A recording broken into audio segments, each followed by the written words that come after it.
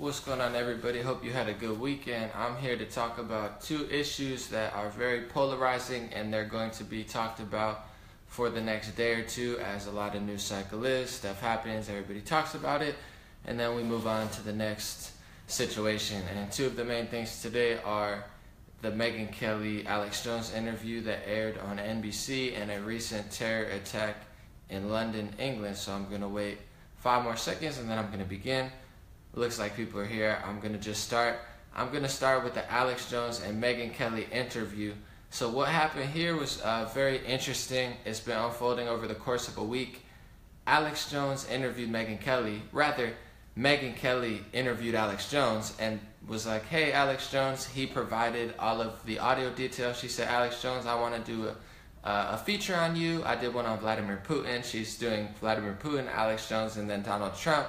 So she interviewed Alex Jones, but he released a lot of footage earlier this week saying she set me up, she framed me, and I see both sides of it. I think she did. Alex released first the phone footage of talking to Megyn Kelly, and she said, Alex, it's not a hit piece, Alex Jones. I want my audience to hear you and see that you're a real man and a father. So she totally lied, because I watched enough of the interview today that aired on NBC to see that it was a total hit piece from the beginning. It was completely spun out of proportion, and I mean, Alex Jones wasn't surprised. That's why he recorded the phone conversations to call her out for lying to him. So it was a total hit piece to make him look like a lunatic. And I want to say a few things on this note, because I think this is an overarching thing that's going on. First of all, I think any good debate, any argument, any I'm better than that person, it has to come from being better than that person. You don't look better than that person when you lie about who they are, when you twist it out of proportion, when you manipulate them and look like crazy lunatics. That's why conspiracy theorists are winning. That's why Donald Trump won the election. It's because instead of leading the way with love, facts, reality, truth, compassion, it's like a bunch of finger pointing, and instead of just giving people a normal platform, they just demonize anybody that they don't agree with. They demonize Alex Jones, they demonize Vladimir Putin, they demonize Donald Trump, they demonize Bernie supporters, they demonize Trump supporters, they demonize Jill Stein supporters, they demonize Gary Johnson supporters. They demonize anybody who doesn't go along with their narrative, even to the point in the Alex Jones interview, they gave him villain lighting. He was only lit from one side, and Megyn Kelly's blooming, calling him a conspiracy theorist, and it's a little ridiculous. To sum it up, I would say check it out for yourself. I think it's a good look for Alex Jones. It makes him more legitimate. It brings more people to his platform and at least to hear about him. And calling someone a conspiracy theorist doesn't have as much weight as it used to, because everybody knows they're being lied to in some form. But I do want to say, in a way, Alex Jones brings this upon himself because he's very aggressive. Alex Jones is very aggressive. Alex Jones attacks a lot of mainstream media figures. He's an aggressive Texas male, unapologetic Christian, conservative, libertarian, conspiracy type person. So he brings a lot of the negativity towards himself because he's constantly attacking people himself. And to me, it's entertaining. I think it's funny. I think Alex Jones is hilarious. Sometimes I think he's spot on. I think he's a renegade. He has information years in advance from other people, and sometimes I think he's over-exaggerating and doing too much.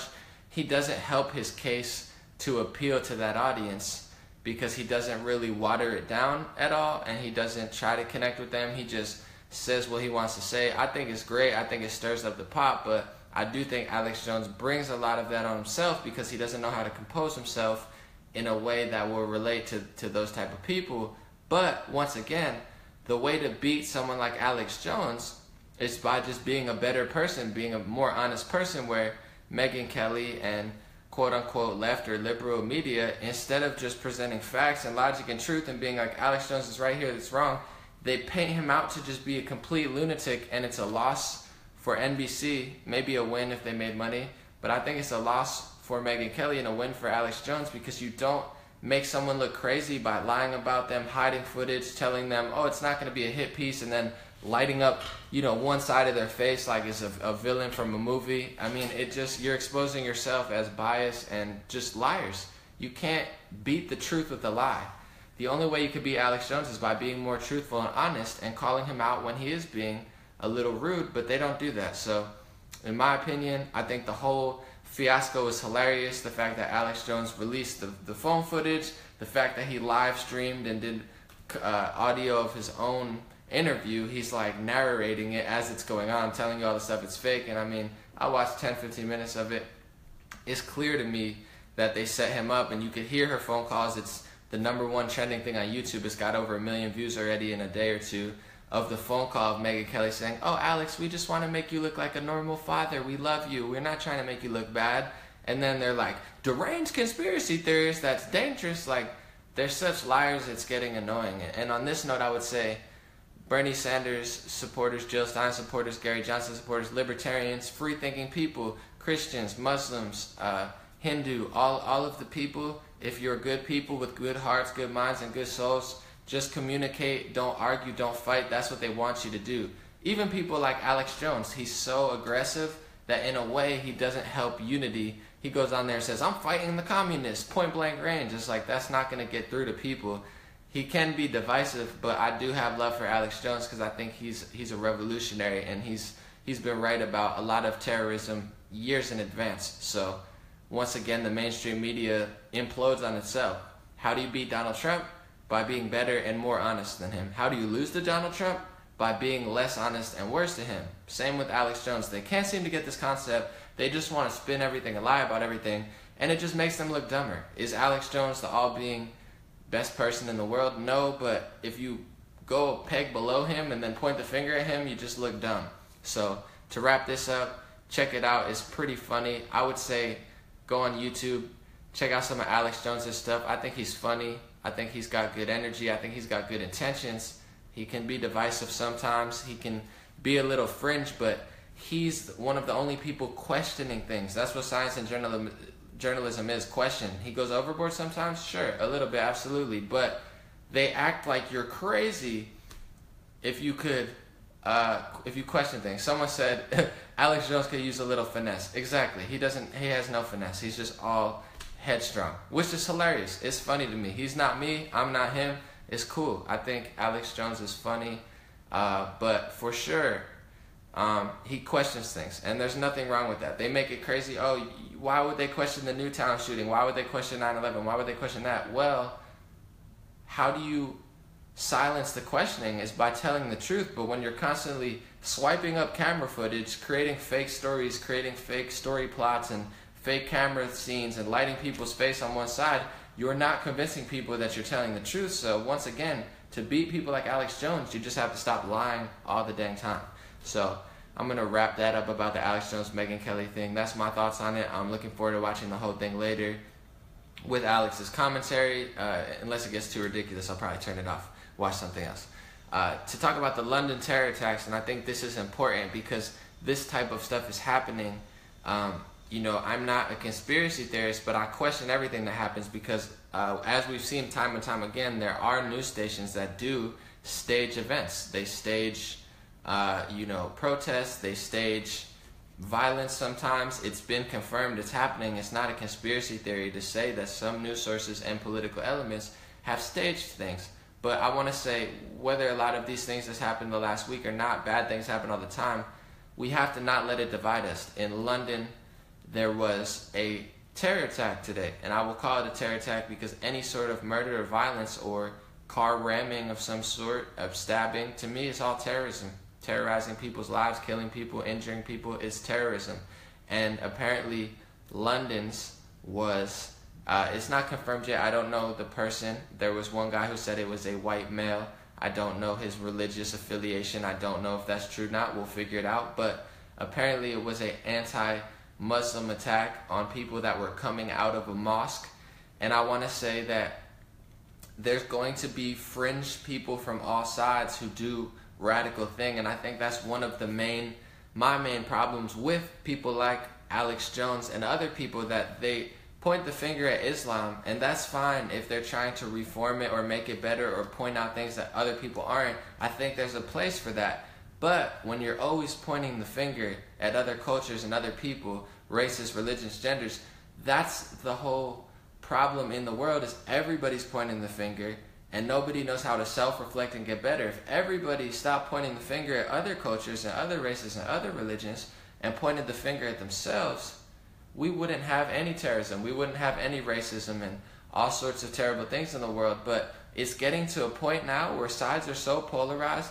The left is polarized, the right is polarized, Christians are polarized, Muslims are polarized, and a lot of people feel like their race or their religion is under attack, and a lot of people rightfully so, on all sides of the spectrum. And I think we make a huge mistake in society when we tell people in America, oh, you can't be racist. If you're a certain race or you're this minority, you can't be racist. That's goofy. That's stupid. Everyone could be racist. Everyone could be hateful. Everyone can be racist. But we're telling people that certain people can't be racist. So we're emboldening both sides. Now we're emboldening racists. We're emboldening people who are afraid of racism. Same thing with religion, where you have terrorism that's happening. Nobody's talking about it. The media here is lying about it. So now Christians and atheists and certain people are getting defensive and scared because politicians and news sources won't talk about the real threat of religion.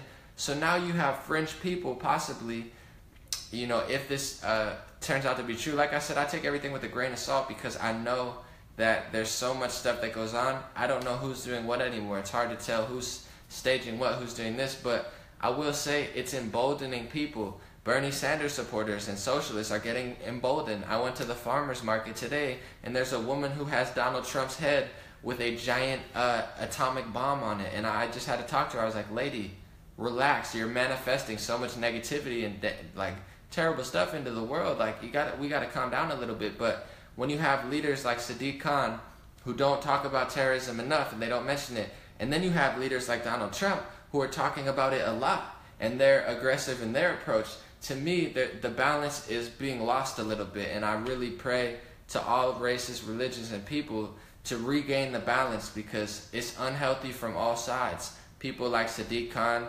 liars like Hillary Clinton, and a lot of the Democrats who are like, radical terrorism is not a problem. And then you have somebody who's now attacking, people coming out of a mosque because they feel like they're not doing enough and they feel like they're in threat. The fringes of both sides are just going to get more and more emboldened because not everybody has it together mentally. Not everybody has it together physically. It's not a racial or religious thing. It's a human thing. Not everybody's strong-minded. And when you have media in our country and all over the world that is trying to embolden people, they're trying to tell people to act like Kathy Griffin, to act like these plays where they're assassinating the president, to act like they're purposely emboldening the extremists from all sides. They're emboldening, religious extremists. They're emboldening political extremists. They're emboldening, social justice extremists. And none of the ways that the media is emboldening people is in a positive direction. They're not emboldening people saying, yeah, we're all going to rise up and come together. They're actually dividing people. You have brilliant African American or black leaders who are emboldening their people to be more divisive. I know a lot of smart people. I've had a lot of great conversations because I listen to the late, great Malcolm X. I listen to people like Louis Farrakhan. I like to hear what all leaders are saying because there's a lot of prophets, a lot of good souls. But there's a lot of black leaders who are telling the black community, oh, it's all white people want to destroy you. There's a lot of really negative voices in the world right now on media in communities where there's too much one-sidedness. Even Donald Trump, to me, a lot of things he says, while I support him because of how bad the media is, I feel like the media is worse than him, he doesn't help his case in a lot of ways. Same thing with Alex Jones. If he wanted to appeal to someone that's liberal-minded a little bit more and make more sense and be more, he could, but he doesn't. And then you have fringe people on the left who they don't want to talk to conservatives. They don't want to even have a conversation about religion and race and all of this stuff. The world is going to become more and more polarized because you have all sides. Very few people are stepping up like me, not to toot my own horn, but I would love to see other people like Dave Rubin, who's excellent. A lot of people who are honest, they have the honesty of both sides, but they're not just trying to fight. Because Alex Jones, if you listen to him, for the better or worse, he's entertaining. I listen to him all the time. It's a battlefield. In his head, it's a war. And I tell all people of all races, religions, and cultures, and a lot of religions have this in the end game. what you put out there, you will get. If you put it out there, you will receive it. And there's too many people, there's too many fringe people from all religions and from all political sides that are manifesting the apocalypse. They're manifesting this fight. Alex Jones, to him, he's fighting the socialists. The socialists are fighting Alex Jones and Donald Trump. That's why I'm calm a lot of the time. Sometimes I freak out and I like to have emotional rampages because I think it's real and people relate. Not everything can be calm. But on the most part, I say this all the time. In my mind, I have no enemies. I'm not fighting. I'm not a warrior. I'm a uniter. I'll fight for stuff. I'm not a beta male in a sense. I'm an alpha male. I'm strong. I'm physical. I'm athletic. I can do things like that. But I'm not sent to this earth to start a war between two sides, because to me, it's all goofy. It's like extremists from both sides just being goofy. People just being dishonest. It's getting to the point with what happened in London, if this is true, that it's an attack on a mosque. Things like this are going to happen more and more on both sides, because both sides are mad, because both leaders from all sides are dropping the ball. Like, Democrat leaders are dropping the ball. A lot of conservative leaders, some are doing cool things, but a lot of them are dropping the ball when it comes to uniting people. And there's fringe people. There's going to be fringe Bernie Sanders supporters. There's going to be fringe socialists. There's going to be fringe Jill Stein supporters. There's going to be Antifa. There's going to be the Christians who feel like they're getting persecuted, and in a lot of ways they are getting persecuted. And then you're going to have the Muslim religion who feels like they're getting persecuted, because in a lot of ways the Muslim religion is getting persecuted, and it's getting used, and it's getting manipulated, and the whole Middle East is a mess, partially because of the religion, but partially because of intervention from other countries just stirring up the pot and putting their hands in places it shouldn't be. So everybody, rightfully so, has a reason to be afraid and scared. I see it because Christians are getting persecuted and murdered in a lot of ways. Muslims are getting persecuted and murdered. It's happening to all people, but where we really fail to realize is this extremist ideology, whether it be a religion that's extreme, whether it be a political affiliation that's extreme, or a mentality that you've been convinced by the news and by leaders that it is the apocalypse. I say very carefully, as I'm going to repeat these next few months, be careful what you wish for, be careful what you manifest, because if 5 billion people, whether they be Christian or Muslim or no affiliation religiously, if they're manifesting the end times, it's a lot more likely to happen. If you manifest peace and love and make an effort to have a conversation, the left could do a better job and the right could do a better job. If you make an effort to be like, you know what, we're not that different. You travel to another country, you get perspective. Not everybody has the finances or blessings to be able to travel, but for my friends that go to Asia and they go to the Middle East, they come back saying, you know what, I knew people weren't that different, but they're really not that different. Like, we're all very, very similar. It's just a matter of which way has your mind been manipulated. Has religion manipulated you one way? Has the news manipulated you one way? And that's why when people ask me, why are you so, supportive of Trump? Why are you so hard on the media? Because the media, to me, it sets the tone for all of this. The media created Trump. It made Rand Paul look like he wasn't even a real person. It elevated Trump and Ben Carson. And then it silenced Bernie Sanders. And now it elevates Bernie Sanders when it's in their agenda. They're basically just radicalizing all sides.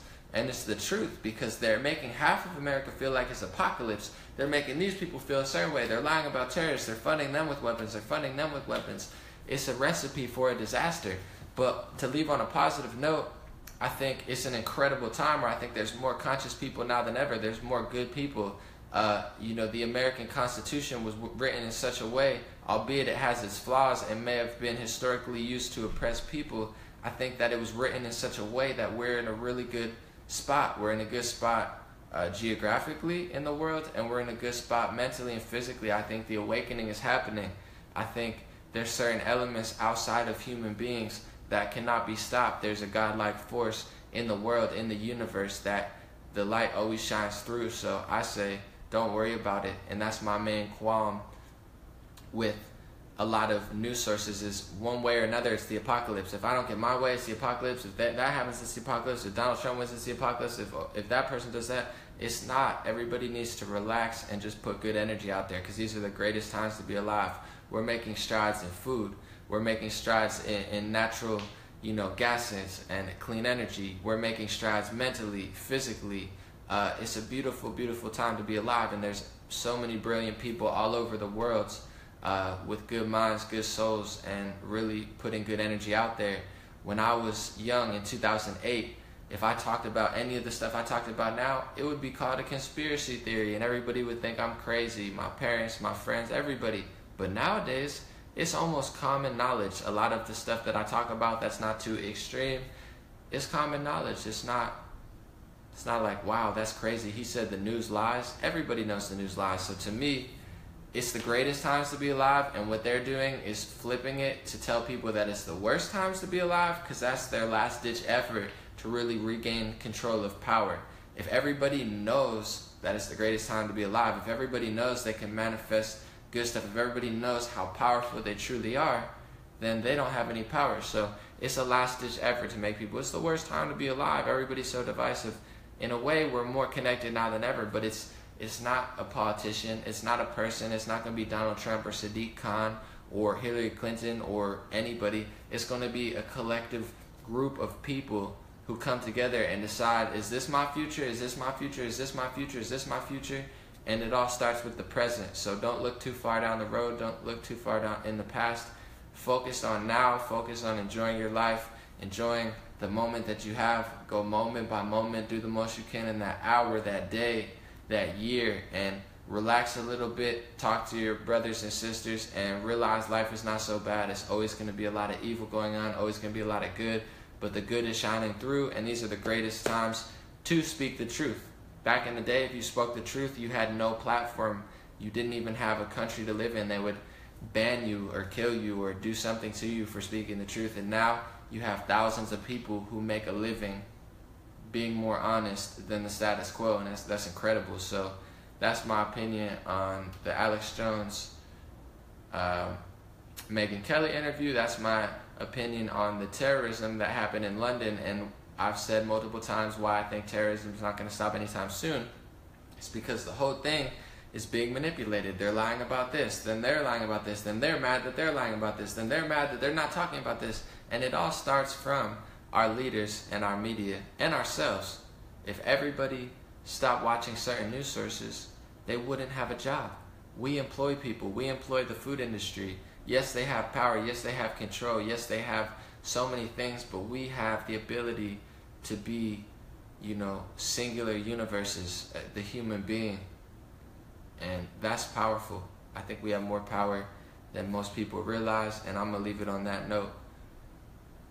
Much love, have a good day, and I'll be back this week. Let me know if there's any issues that you think that I should be talking about. Much love.